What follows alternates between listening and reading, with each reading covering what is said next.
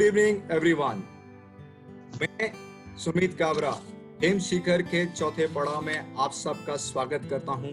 चाणक्य कल, आज और कल में। जी हाँ, चाणक्य के नाम से प्रसिद्ध, और जब भी हम स्मरण करते हैं चाणक्य का तो उन्हीं का नाम सबसे पहले आता है, वो है श्री मनोज जी जोशी। हाँ, ऐसे काबिल अभिनेता जिन्होंने अपने विवेक से पद्मश्री अवार्ड लिया और ना जाने कितने अवार्ड्स उनको मिले हैं अपनी जिंदगी में।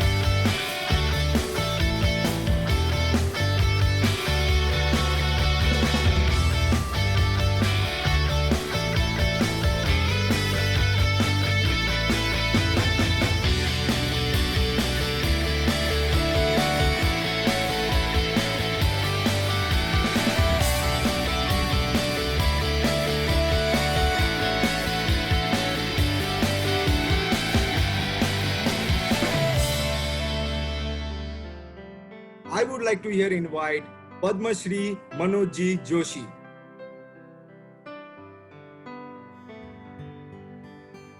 नमस्कार Manoj ji, good evening sir. नमस्कार नमस्कार नमस्कार सुमित भाई, आपका बहुत बहुत बहुत बहुत आभार प्रकट करता हूँ। सारे पदाधिकारियों का, महेश्वरी संस्था का, और मैं हृदयपूर्वक आभार प्रकट करता हूँ जो लोग जुड़े हैं आज की इस परिचर्चा में, और खासकर हेम शिखर का भी मैं आभार प्रकट करता हूँ। धन्यवाद मनोज जी। सबसे पहले तो मैं आपको कला के क्षेत्र में उत्कर्ष कार्य करने के लिए आपको पद्मश्री से सम्मानित किया गया।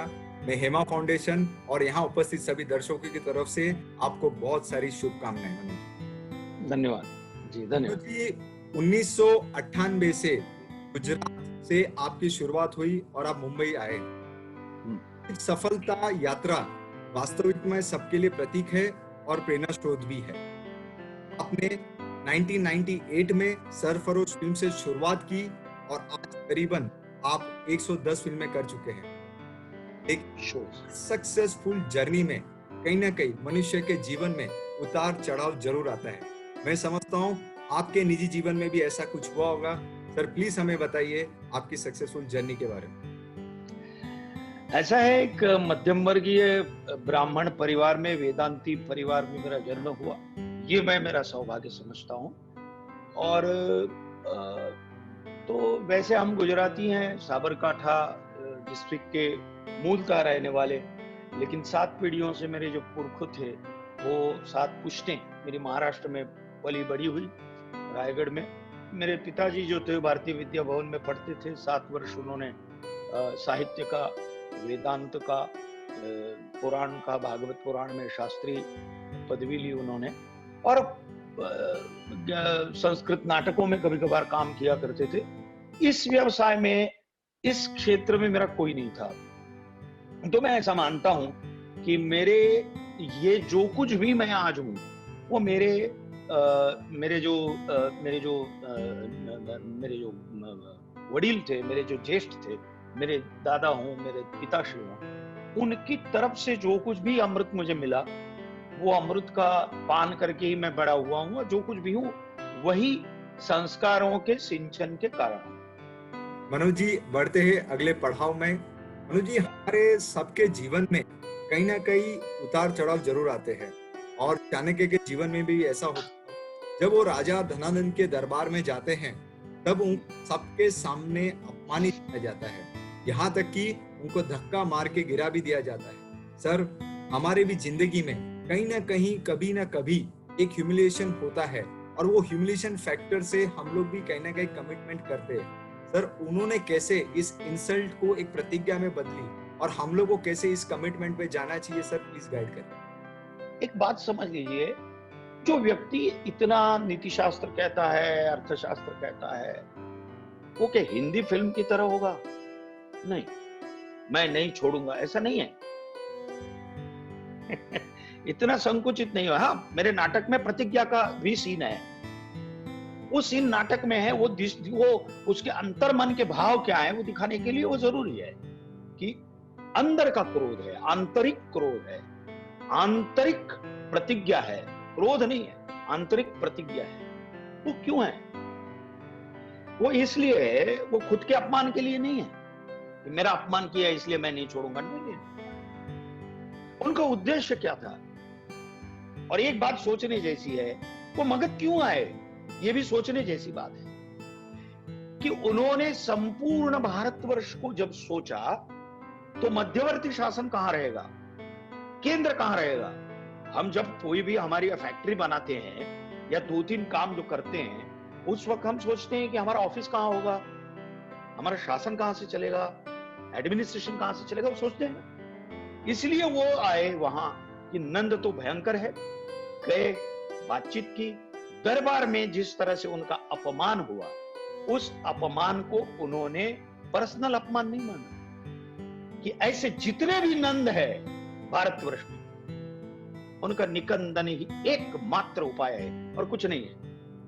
वो मन मन संकल्प किया, और जो हमारे साथ आते हैं वो प्रेम से, अगर नहीं साथ आते तो साम दाम दंड भेद चारों उपनीति का प्रमाण मस्त करके उन्होंने कैसे ये साध्य किया कि अपमान को सम्मान में परिवर्तित कर दिया। मनोज जी, वैसे फिल्म बनाने में काफी वर्ष लग जाते हैं, करीबन 2 वर्ष लग जाते हैं या 3 वर्ष भी लग जाते हैं। काफी परिश्रम करना पड़ता है, काफी धनराशि चली जाती है और काफी समय भी चला जाता है। और सबसे इम्पोर्टेंट होता है सही किरदार के लिए सही कलाकार चुनना।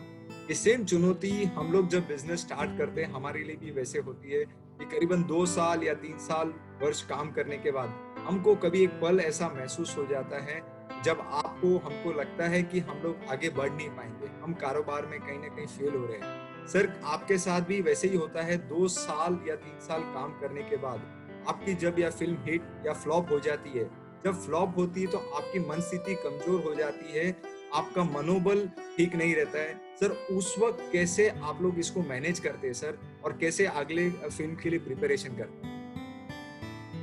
देखो, ऐसा है, मैंने तो मेरे जीवन में एक सीरियल प्रोड्यूस की है, चेष्टा की है उसकी, और एक फिल्म प्रोड्यूस की है जिसका लॉस अभी तक भुगत रहा हूँ। मेरे एक दोस्त ने भी सहभाग लिया था उसमें, इसलिए बच गया। ऐसा है कि मुझे ये करना है, और ये करना है, पता है कि लॉस होने वाला है, पता नहीं फिल्म चलेगी कि नहीं चलेगी, लेकिन फिल्म चलेगी, ये आत्मविश्वास के साथ। कोई भी काम अगर करना है तो डट कर करना है। यही इसलिए देखो, प्रोड्यूसर भी रिपीट करते हैं। अच्छा, जरूरी नहीं है कि किसी प्रोड्यूसर की फिल्म, सारे प्रोड्यूसर की फिल्म तो 300-500 करोड़ का धंधा नहीं करती ना। फिर भी 1000-1200 फिल्में बनती है हर साल। आपत्ति, अपयश, संकट सामने आ जाए तो उसका सामना धैर्य के साथ करना चाहिए, डट कर करना चाहिए, और शंका विरहित होकर। बिल्कुल शंका चाहिए ही नहीं, ये क्या होगा, ये क्या होगा, ये क्या, उसमें उलझे रहेंगे आप। उसको देखिए कि ये प्रॉब्लम है, ये प्रॉब्लम है, इसको सॉल्व कैसे करें। किसी भी प्रकार की शंका के बिना उसे दूर करने का प्रयत्न हमें करना चाहिए, और ये हर प्रोड्यूसर करता है, इसलिए फिल्में बनती है। क्या बात है।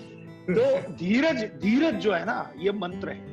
मनोज जी, प्रोफेशनल लाइफ के बारे में हम सभी काफी जानते हैं आपके बारे में, लेकिन कुछ पर्सनल लाइफ के बारे में भी जानना चाहते हैं आपसे। उससे कुछ जुड़े सवाल मैं आपसे पूछना चाहता हूँ सर जी। आपकी पहली पसंद क्या है, थिएटर या फिल्म? ऑफ कोर्स थिएटर, क्या बात, जिसमें आत्मानंद मिलता है। एक बात बताऊं, आप आत्म सुख जिसको कहते हैं ना, वो सिर्फ मशीन से, सुखी चीजों से नहीं आता। आप एसी में बैठे हुए हैं और कहीं पर अगर आप जाते हैं ना घूमने के लिए, अरे यार जरा इस गाड़ी का एसी बंद कर दो यार, खिड़कियां खोल दो यार, प्योर ऑक्सीजन लेंगे। तो थिएटर मेरे लिए प्योर ऑक्सीजन है, गंगा स्नान है। Thank you. क्या बात है सर। वैसे तो आप सबको हंसाते हैं, लेकिन आपको सबसे ज्यादा कौन हंसाता है, परेश रावल या जॉनी लीवर? दोनों। एक की वीटी ह्यूमर है परेश भाई की, बहुत तिरछी ह्यूमर है उनकी। जॉनी भाई को अगर मैं उनकी कंपैरिजन चार्ली चैपलिन से करूंगा ना, तो अतिशयोक्ति नहीं होनी चाहिए। तो इसलिए जॉनी भाई है ना, वो उनके यहाँ जाता हूं ना, मेरा खून ऑलमोस्ट 1 लीटर बढ़ जाता है। और मेरे अच्छे मित्र हैं, बहुत अच्छे मित्र हैं, दोनों अच्छे मित्र हैं, दोनों के साथ बहुत काम किया है जी। आजकल सुशांत सिंह का जो विषय है बहुत चर्चा में चल रहा है। बॉलीवुड इंडस्ट्री में काफी से नेपोटिज्म या बॉलीवुड माफिया का रोल चल रहा है। आपने 22 साल इस इंडस्ट्री में अनुभव लिया है सर, आपके विचार क्या है इसके बारे में? मैं स्ट्रेट बताता हूँ, मेरे पिताजी इसमें नहीं थे, इस क्षेत्र में बिल्कुल कोई लेना देना नहीं था। नेपोटिज्म ऐसा है कि कहां नहीं है, इसलिए नेपोटिज्म ठीक है। ग्रुपिज्म हो सकता है किसी ग्रुपिज्म की वजह से मुझे भी नाराज होना पड़ा हो, लेकिन मैंने कंप्लीट दुर्लक्षित किया है उसे। काम के चरणों में पड़ूंगा, कर्म के चरणों में पड़ूंगा, और जो मिलना है मिलेगा। धन्यवाद मनोज जी। मनोज जी, आपका एक क्लोजिंग रिमार्क आप सबको जो देना चाहेंगे? एक बात मैं निश्चित रूप से करना चाहूंगा, जो 2 मिनट में लूंगा, if you allow me. Yes sir, please. ऐसा है कि लोग पूछते हैं कि भैया हमको क्या करना चाहिए। तो एक बात, किसी भी आप फील्ड में हो, आप किसी भी फील्ड में आगे आना हो, कदापि चरित्रम न लंघेत। अपने चरित्र को संभाल कर रखिए,